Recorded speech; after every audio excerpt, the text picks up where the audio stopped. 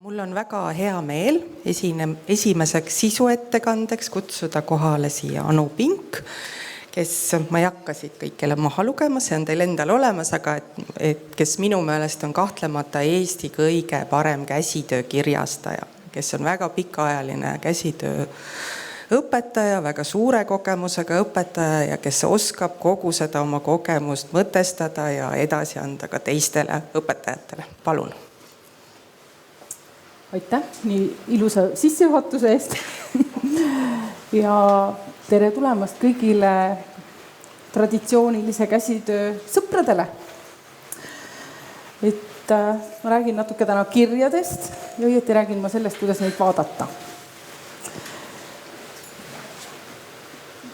Panen siia ette ühe suure hulga meie oma Eesti kirju. Nende hulgas on kindakirjad, sukakirjad, vatikirjad, mütsikirjad. Kui muhulane hakkas kuduma, siis ta võttis kirjavardad. Ja kui ta hakkas ristpistet tegema, siis ta kirjutas seda. Kindlased panid jalga kirjavad sukad. Igal ühel on oma kirjaga seotud nimetused.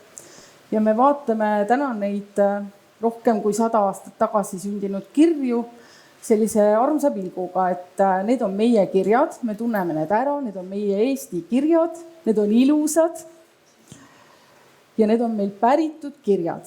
See on meie selline esimene mõte, kui me kõike seda ilusat näeme. Me oskame seda seostada Eesti kultuuriga. Ja loomulik pärimine oleks see, et me oleks need kirjad saanud oma kodust. Et me oleksime need kirjad saanud kaasa oma emalt, oma vanaemalt, koos lugudega, koos kõige sellega, kuidas need sündisid ja oskaksime neid ühtlasi ka edasi pärandada, et see oleks vast asjade selline loomulik käik. Aga täna pole enam nii juhtunud, me elame nii globaalses maailmas juba pea 100 aastat varsti, et me väga sageli neid kirju kodust ei päri enam. Nii et pärandkultuur tuleb meieni kuidagi kaugemat ja üle põlvede. Ehk siis me võime öelda, et me oleme need esivanemad, et pärinud need kirjad. Ja selleks, et neid päriselt näha, et selleks tuleks neid kuidagi väga sügavalt vaadata. Ja ma toon sellise paralleeli, et neid võiks vaadata silmadega, aga neid võiks vaadata ka kõrvadega ja neid võiks vaadata käte ja südamega. Et kuidas seda kõike siis teha? Kuidas nii vaadata, et ei vaataks ainult silmadega? Kui me silmadega midagi vaatame, siis me näeme ilusaid värve. Me näeme, kas need värvid on vanad, kas need värvid on erksad, kas need värvid on loodusvärvid, seda kõike me võime näha silmaga. Me võime näha selle mustri ja ornamentika, me võime näha, kas on geomeetriline või see on loogeline. Me võime näha nende esemete suurust ja kuju, kas need on kitsad või pikad või lühikesed või laiad. Ja me näeme natuke seda ka, kas see käsitöö või kas see ese, kas see on tehtud väga korralikult või on see nagu natuke isegi lohakas. Kas see lõng on kedratud väga peenelt ja ühtlaselt või see on hoopis jäme, et seda kõike me näeme tegelikult silmadega. Ja väga sageli me siis vaatamise lõpetamegi ära, kui me oleme selle ära näinud. Aga ja selle silmadega vaatamise juures on selline lugu, ma panin siia 4 muhusukka. Et kui me vaatame hästi palju, et kui me vaatame ühte liiki esemeid, no ma ei ütle, et 100, isegi kui me 10 vaatame, siis me võime selle vaatamise käigus hakata nägema mingisugust koodi, mingit salakoodi, millest pidasid kinni need, kes neid asju tegid.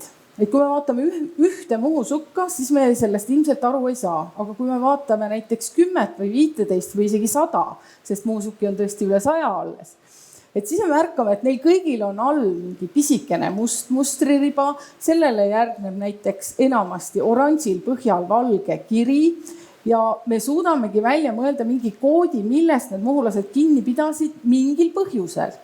Ja kui me seda vaatame, siis teate, seda põhjust me küll välja ei mõtle. Ja kui te arvate, et mina tean seda, siis te eksite.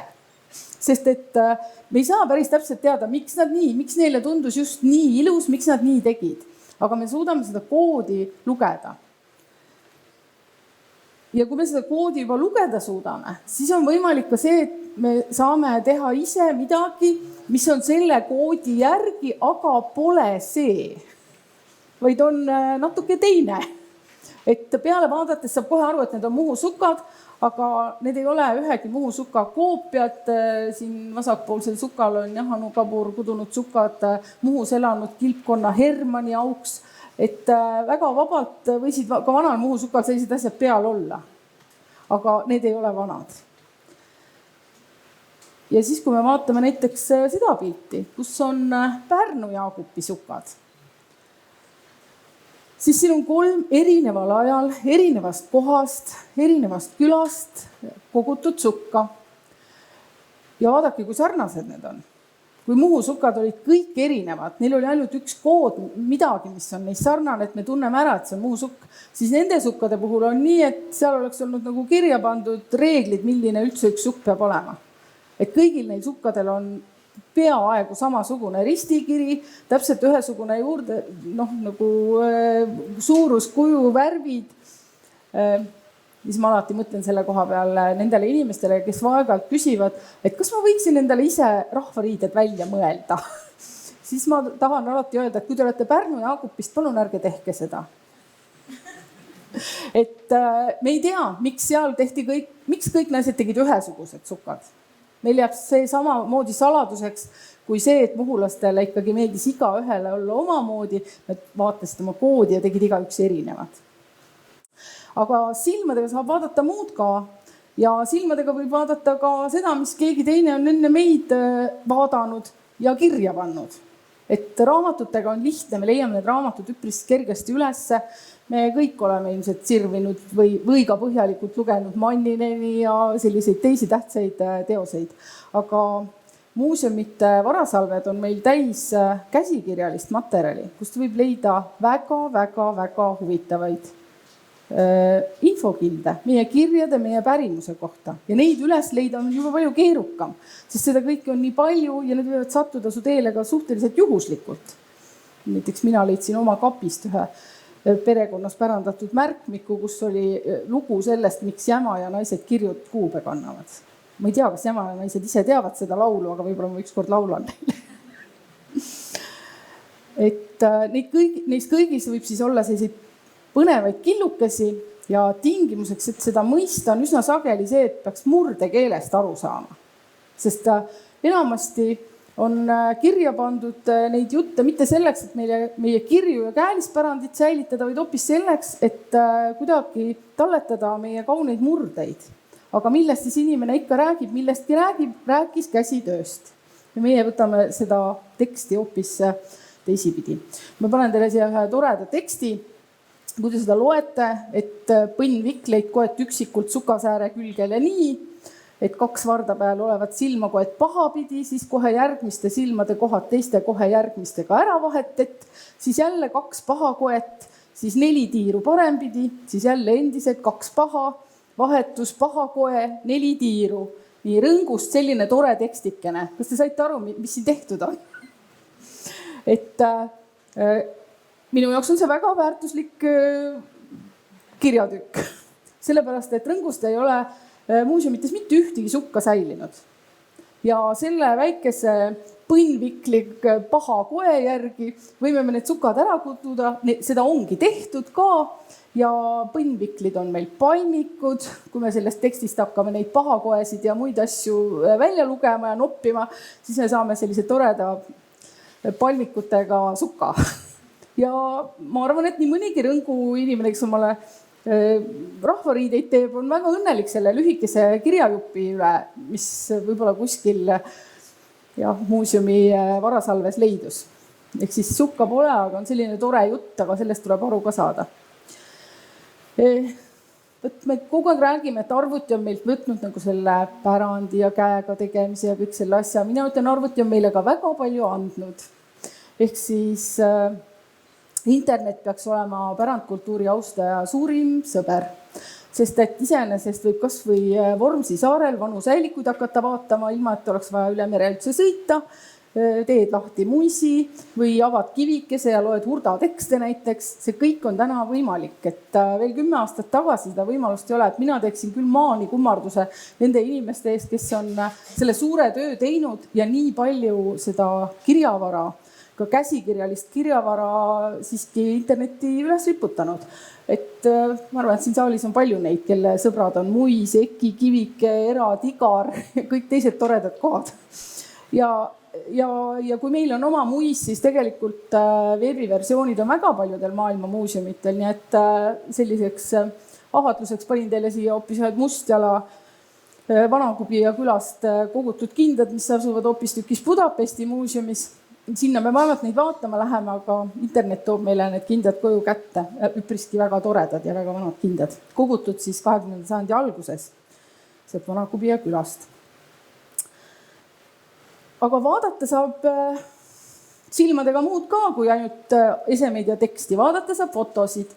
See on üks tore foto, mille klaasnegatiivi mul oli õnn suhteliselt äsja käes hoida, nii et me ei tea, kas muhulasedki seda pilti näinud on, et kas sellest klaasnegatiivist ka kellegile pilt on albumisse jäänud. Et siin on selline tore perepilt, mida ei ole tehtud etnograafidele poseerimiseks. Ehk siis see on ühed tegelikult ürituselt, meil on sellest üritusest rohkem pilte ka, pildistaja ilmselt on ka olnud muhulane ja see pere siis Põitse Annikalt annab meile terve rea sellist toredat pärandipeegeldust. Et me võime siit välja lugeda igasuguseid toredaid asju. Näiteks seda, et väiksel poisil, see on poisse kleidikesega. Tema nimi on siis Augustin. Et temal on jalas neolõngast sukad ja kõik need ilusad pitsid, tikandid, ka et mehe särk on tikitud, et täpselt nii nägi üks pidune Muhu pere välja siis aastal 1910, kui see pilt on tehtud. Ja mis muidugi Muhusse puutub, siis meil võib olla isegi nii huvitav, minul läks nii huvitavaks, et ega ma seda klaasnegatiivi nähes ei teadnud, kes seal pildi peal on, aga mul õnnestus see kõik välja uurida. Ja täna ma tean isegi, mis neist edasi sai ja kes nende järglased on ja mis iganes, et Muusaar on nii väike. Aga pilt ise on tore ja hästi informatiivne. Ja pika tänusõna ütleks mina uuele Eesti Rahva Muuseumile, kus on väga-väga tore osakond pääsukese piltide ekraan, kus saab neid ülisuureks tõmmata ja nad on tõesti skanneeritud sisse väga-väga suure resolutsiooniga. Nii et ma võin vaadata sealt selliseid asju, mida ma nendelt fotodelt üldse ei näe. Ja näiteks see sama väikese tüdruku sukajupp on siis sealt sellelt suurelt ekraanilt, see pildi peal ei näe peaaegu üldse, mis tal seal on, aga vaat sellel suurel ekraanil saab vaadata isegi mustri maha võtta, kui tahtmist on. Et paljud küsivad, mida väiksed lapsed jalas kantsid Muhus, sest Muhu laste sukki ju säilinud ei ole. Aga vaadake, piltidelt saab neid välja võtta, et kantsid üsna samasuguseid nagu täiskasvanud. Mitte päris, natuke lihtsamaid, aga siiski. Et pildid võivad meile pakkuda palju uurimisainet. Ja vahel on niimoodi, et teate, mõnikord on isegi sellisest kaasaegsest asjast nagu Photoshop abi. Et mina ei tea, kui paljudel on ette tulnud seda, et sa saad mingi, see on muisipilt siin vasakul Ruhnu meeste pulmakinnastest, kus on ilus must vikeldatud kinnas. Seda lihtsalt pole võimalik pildil vaadata. Aga kes see keelab meil tänapäevase tehniku juures seda pilti niimoodi näppimast, et see vikkel sealt välja tuleks. Ehk siis see on laisa uurija tegevust, kui tal ei ole igal hetkel mahti sõita Tartusse ja hakata seda kinnast fondist välja võtma ja seda mustrit sealt võtma. Et võlun tinistan selle sealt välja. Ja kiri ongi nähtav.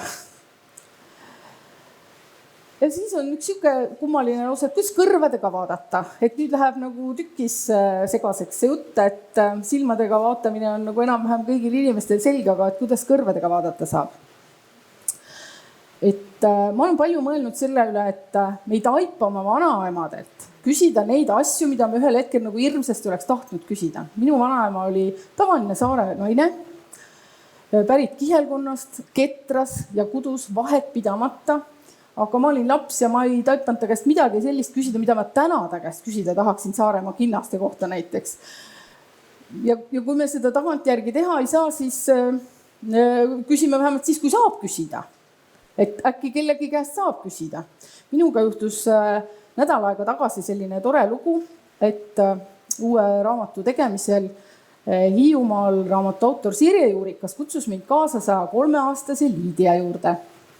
Ja kraps Liidia tõi kõik välja oma kindad ja uskuge või mitte, õppisime seal temaga, tema rääkis ja meie kuulasime.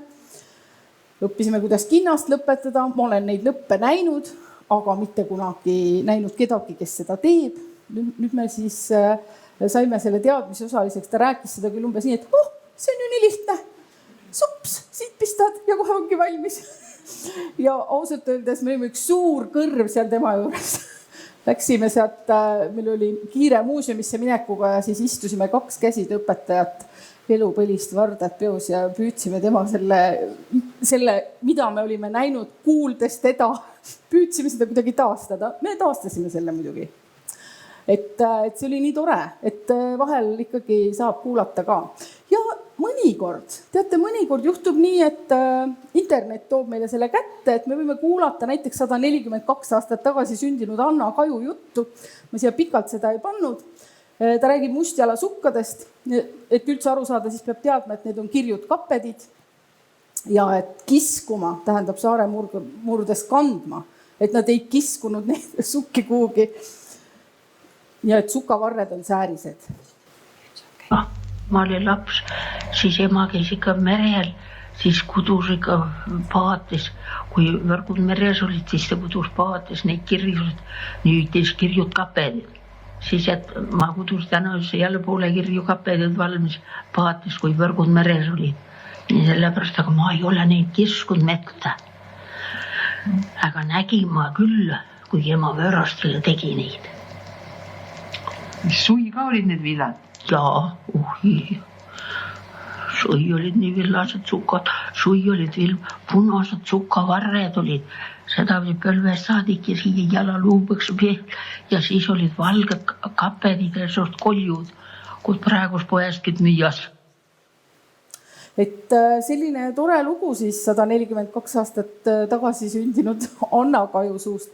Ja me võime võtta interneti lahti ja Eesti Keele Instituudi murdefonoteegist ööpäevaringselt kuulata. Kui teised ei taha, pange klapid pähe. Ühe väikse helilõigu lasen ma veel ja see helilõik annab ühe väikse infokillu, mis minu jaoks oli ometigi nii oluline. Et suvel, kui hakkas valmis saama selline tore raamat nagu Kihnu mõngavööd, Kihnus seda vöökudumist pildistamas käies ja ühtlasi tutvudes selle kultuuriga minu jaoks oli natuke hämmastus, tore hämmastus, et kihnlased koovad oma jõed nii, et neil on 2 niied. Kõik, kes on vööd kudunud, need teavad, et meil siin mandril enamasti on 1 niied. Ja mind jäi kummitama see mõte, et ega me tegelikult ei tea, et siin mandril ka 2 niied ei olnud. Et me oleme ju selle kultuuri katkestanud. Kihnus on see järjepidev. Nemad mäletavad, et niimoodi tuli teha. Aga meie nagu hästi ei tea. Ja nüüd ma panen teile siia ühe vöökudumisest rääkiva Leena Kruusbergi hoopiski Väike-Maarja Kihelkonnast. Ja nagu on vöösi kooti ja need olid kõik seina peal koot või loodud. See loomine ja. Vöö loodi seina peal? Ja 2 pulka oli kummalgi pool otsas siis, seina sees siis. Sinna pulka pandi, teine pulk oli ilma ristiteta, aga teisele said ristid sisse, kus Eesti salutati kangas ja teine oli 2 pulgaga siis sealt. See veked niied olid ka seal vööl, kergitasid alt ja pealt pulgadelt otsas, siis lõi selle risti lahti ja jälle surnukas suht sisse ja jälle uuest lõi selle peale ja veel mõõk oli, kellega kooti neid vöösi. Te mõõk korda kuulda. No oleme näinud, jah. No ja siis jälle uuest, jälle ristid. Teine niis oli peal, teine all pulgad otsas, siis seda sai Tõesti? Jaa. Kootud. No nii, et kui vaadata kõrvadega, siis me praegu nägime, et niied olid all ja niied olid peal. Et proovige järgi. Ma ei tea, vaadake Kihnu raamatust, kuidas käis. Võib-olla igal pool tehti kunagi nii. Ja siis me oleme, no ma ei tea, kas teie olete kuulnud seda lauset, et laps ei vaata kätega. Et laps võib midagi ära määrida või ära lõhkuda. Et seda lauset me oleme kõik kuulnud, aga pärandtehnoloog, see vaatab kätega. Ja kuidas veel? Et pärandiuurija tahab ka hirmsasti kätega vaadata. Tema tahab kõiki asju vaadata seespoolt, tema tahab kõiki asju nõelaga nokkida. Ma pean teile ausalt tunnistama, et oma koduses eravana-vanas olen ma mõne asja isegi natuke üles harutanud. Rääkimata sellest, et ma olen seda hirmsasti nokkinud. Et kodus võib see ju, muuseumis jah, kahjuks ei tule see kõne alla. Aga kui teil juhtub endal mõni vana asi olema, siis võib ju õilse eesmärgi nimel isegi natuke harutada saada. Mis see kaasa toob? Ma mõtlen seda, et see kätega vaatamine ongi see, et võiks kohe Aristotelest tsiteerida, võiks ajas nii palju tagasi minna. Et kõik see, mida peab tegema õppima, et seda õpitaksegi selgeks tehes. Et me ei saa seda, paljalt vaatan asja peale, ma ei saa seda mustrit, ma ei saa seda kirja päriselt sealt kätte. Ma saan siis, kui ma proovin seda teha, kui ma taban nagu viimse pulgani. Ja siis mingisugusel hetkel siin 2-3 aastat tagasi ma üritasin ise seda kuidagi sõnastada, et mis see minu jaoks siis oluline on selle pärandi säilitamise juures. Ja mul tekkis siuke mõttekõlks, et nii nagu me ei saa mingeid laule alles hoida, kui me neid üldse ei laula, ainult kuulame. Et kõik tahavad kuulata, mitte keegi laulda ei taha. Et siis nagu ei seisa hästi. Et täpselt sama on selle käelise pärandiga. Et kui me ainult vaatame, et küll on ilusad kindad, küll on ilusad sukad, aga mitte keegi neid teha enam ei oska, siis ka ei tea, kas me suudame seda pärandit säilitada või kuidagi edasi anda. Ja 10 aastat tagasi ma avastasingi, et meil on paljudes raamatutes väga palju asju ära lihtsustatud. Meil on keerukordadest saanud ripsiread, meil on kadunud ära igasugused toredad loodused, igasugused toredad kudumisnipid. Ja selleks, et seda siis päriselt näha, kuidas seda tehti, tulebki ise proovida, istuda siis muuseumis kas või 3 päeva oma lõngakeradega ja katsetada nii kaua, kuni sa leiad selle viisi, et sa saad selle tulemuse. Panin siia ühe sellise salakavala pildi ühest Hiiumaa pulmakindast, mis on kogutud Käinas. Ma läksin vaatama neid pulmakindeid hoopis teise asja pärast ja siis mind tabas täiesti šokk, et see pulmakinnas, mida me teiste kinnaste puhul muide ongi nii, me arvame, et need väiksed tupsukesed on seal kootud, selgus, et olid hoopis tükis tikitud. Et vaadake, kui me niimoodi seest väljast vaatame, siis võivad tulla meile silma ette ka hoopis peenemad nüansid. Ja üks võti on sellel ometigi. Kätega vaadata saavad need, kes kätega juba midagi teha oskavad. Et kui sa seda tehnikat ei valda ega mitte midagi ennem ei tea, siis on väga keeruline kätega midagi aru saada. Võid seal istuda kas või 3 nädalat seal muuseumis. Ei mõtle välja. Et igal sellel päritud kirjal on tegelikult taga mingid tunded ja mingi ajalugu. Et päris täpselt on ju väga keeruline välja mõelda, miks need asjad, miks näiteks kirjadel on sellised nimed või kas need kõik tähendasid midagi. Et kas see kiri sündis nüüd sellest, et tegijale lihtsalt tundus, et see on väga ilus või sündis sellest, et see pidi kellegi või millegi eest kaitsma või hoopis millegi vastu olema. Et seda me tagantjärele teada ei saa, ükskõik kui palju me tahaks ja mida rohkem me suudame minna ajaloos tagasi või mida rohkem ette kujutada, kuidas selles ajas elati, võime me mingisugused niidid siiski nagu endale saada. Ja mida rohkem me vaatame, mõtleme ja näeme, ükskõik kas me vaatame ja näeme kõrvade või silmade või südamega, seda tõenäosemaks muutub see, et me ei koo oma lapsele näiteks leinakirjaga mütsi. Lihtsalt sellepärast, et sinine värv on väga tore. No, et meile meeldib sinine, koon selle mütsi sinine. Ma võin lihtsalt sinised riibulise mütsi kududa, aga kui ma juba võtan selle vana päritud kirja, siis ma arvan, et kui mul on see teadmine, siis ma ei tee seda. See on täpselt sama, et ma vaadates südame, silmade, käte, kõrvadega ei tee endale Kihnu kördist jalamatti. Ma ei tee seda. Mis siis, et mulle meeldib võib-olla triibuline jalamatt. Ma siis lihtsalt soetan endale triibulise jalamatti, aga ma ei tee seda Kihnu kördist. Ma lihtsalt ei tee seda, ma ei saa seda teha. Et mida rohkem me niiviisi vaatame, seda rohkem me tajume, kuidas ma selle pärandiga nagu käitun.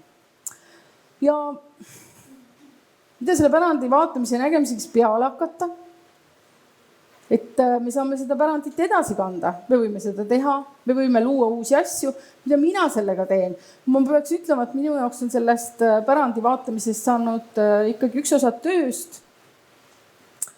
Ja ma tahaks oma pisikese panuse anda sellesse, et need kirjad, mis meil pärandatud on, saaks edasi pärandatud, saaks kuidagi hoitud ja teha nii, et Saara kirjastuses ei ilmuks ühtegi referatiivset raamatut, mis oleks kokku pandud 3 juba ilmunud raamatu põhjal. Ehk siis, et iga raamat oleks sündinud nii, et selle tarvis on vaadatud silmade, kõrvade, käte ja südamega. Et võib-olla siis me saame teha nii, et lõng ei katkeks.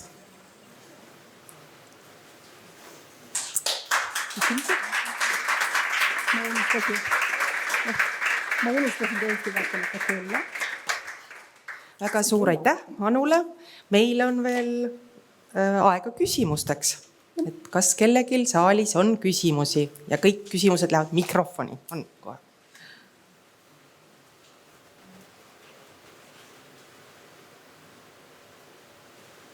Nüüd.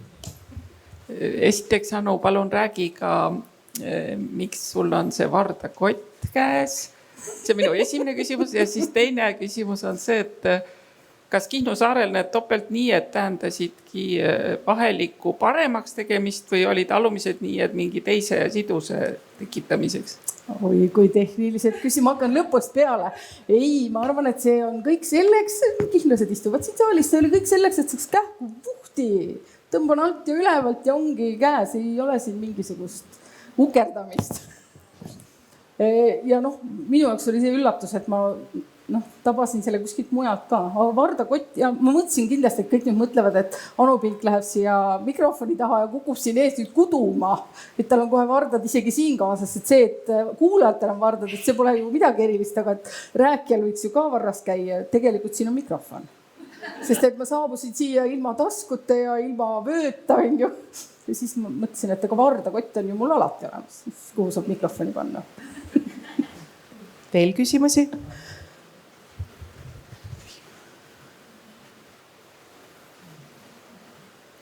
Paistab, et ei ole.